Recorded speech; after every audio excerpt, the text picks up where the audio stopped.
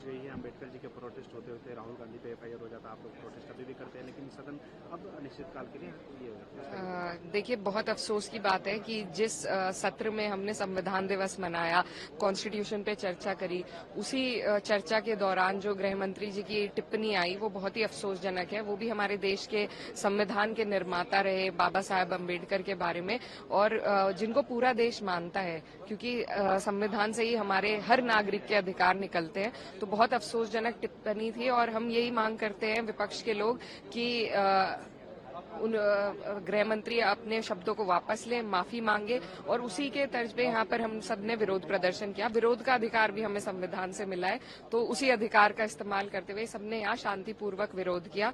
और जो झूठी बातें भाजपा फैला रही है कि इस तरीके से धक्का मुक्की हुई, हम लोग दोनों दिन प्रदर्शन में रहे और हमारे सामने ऐसा कोई भी हालात नहीं बने। हालांकि हमने ये तक देखा कि सभी सांसद अंदर जाते हुए एक कतार में अंदर गए हैं, तो व्यवस्था ठीक थी, शांतिपूर्वक थी।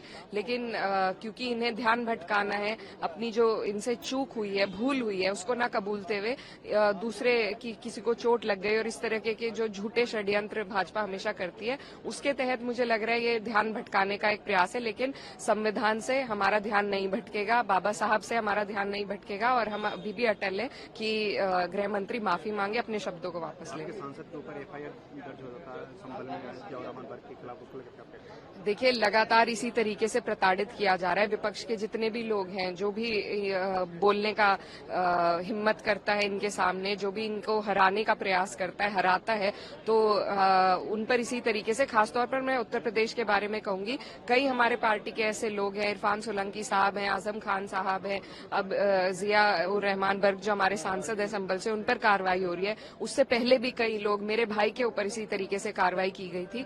तो ये इस सरकार का प्रचलन है, इनका तरीका है। लेकिन हम समाजवादी के लोग हैं और हम डरने वाले नहीं है, ना हम झुकने वाले हैं। हम हिम्मत से अपने लोगों की लड़ाई लड़ते रहेंगे। मोहन भागवत ने भी एक मंदिर मस्जिद को लेकर कहा है कि अभी ये देश में स्वीकार नहीं है। राम मंदिर के बाद कुछ लोगों को लगता है कि ये विवाद करके नेता बन सकते हैं, लेकिन ये गलत है। जी, पहली बार मैं उनकी बात से सहमत हूँ कि आज जो मांग है, वक्त की जो पुकार है, वो यही है कि हम लोग इन सब मुद्दों से ऊपर उठकर, जो हमारे बुनियादी मुद्दे हैं, जो डेवलपमेंट के मुद्दे हैं, जो हमारे देश की प्रगति के मुद्दे हैं, उन पर सभी लोग मिलकर काम करें, तभी हम आगे बढ़ पाएंगे। तो पहली बार उनकी बात से मैं सहमत हूँ। हालांकि ये सब उन्हीं की प्रयोगशाला से चला है, लेकिन चलिए, देर आए दुरुस्त आए। तक पहुंच गई है। अम्बेडकर जी के प्रोटेस्ट होते होते राहुल गांधी पे एफआईआर हो जाता, आप लोग प्रोटेस्ट अभी भी करते हैं, लेकिन सदन अब अनिश्चितकाल के लिए ये देखिए, बहुत अफसोस की बात है कि जिस सत्र में हमने संविधान दिवस मनाया, कॉन्स्टिट्यूशन पे चर्चा करी, उसी चर्चा के दौरान जो गृह मंत्री जी की टिप्पणी आई वो बहुत ही अफसोसजनक है। वो भी हमारे देश के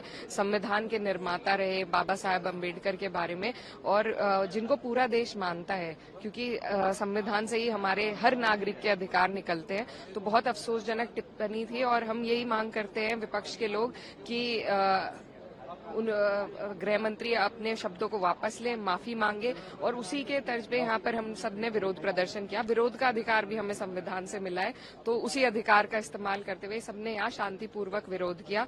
और जो झूठी बातें भाजपा फैला रही है कि इस तरीके से धक्का मुक्की हुई, हम लोग दोनों दिन प्रदर्शन में रहे और हमारे सामने ऐसा कोई भी हालात नहीं बने। हालांकि हमने ये तक देखा कि सभी सांसद अंदर जाते हुए एक कतार में अंदर गए हैं, तो व्यवस्था ठीक थी, शांतिपूर्वक थी।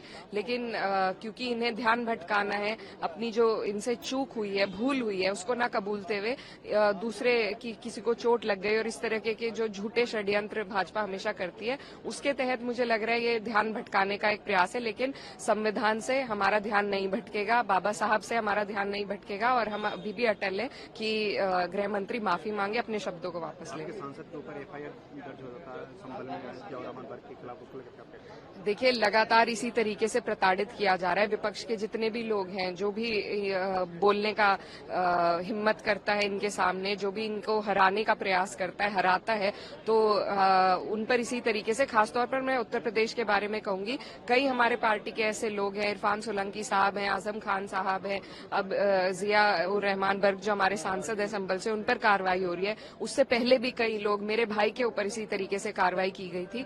तो ये इस सरकार का प्रचलन है, इनका तरीका है, लेकिन हम समाजवादी के लोग हैं और हम डरने वाले नहीं है, ना हम झुकने वाले हैं। हम हिम्मत से अपने लोगों की लड़ाई लड़ते रहेंगे। मोहन भागवत ने भी एक मंदिर मस्जिद को लेकर के कहा है कि अभी ये देश में स्वीकार नहीं है। राम मंदिर के बाद कुछ लोगों को लगता है कि ये विवाद करके नेता बन सकते हैं, लेकिन ये गलत है। जी, पहली बार मैं उनकी बात से सहमत हूँ कि आज जो मांग है, वक्त की जो पुकार है, वो यही है कि हम लोग इन सब मुद्दों से ऊपर उठकर जो हमारे बुनियादी मुद्दे हैं, जो डेवलपमेंट के मुद्दे हैं, जो हमारे देश की प्रगति के मुद्दे हैं, उन पर सभी लोग मिलकर काम करें, तभी हम आगे बढ़ पाएंगे। तो पहली बार उनकी बात से मैं सहमत हूँ। हालांकि ये सब उन्हीं की प्रयोगशाला से चला है, लेकिन चलिए देर आए दुरुस्त आए।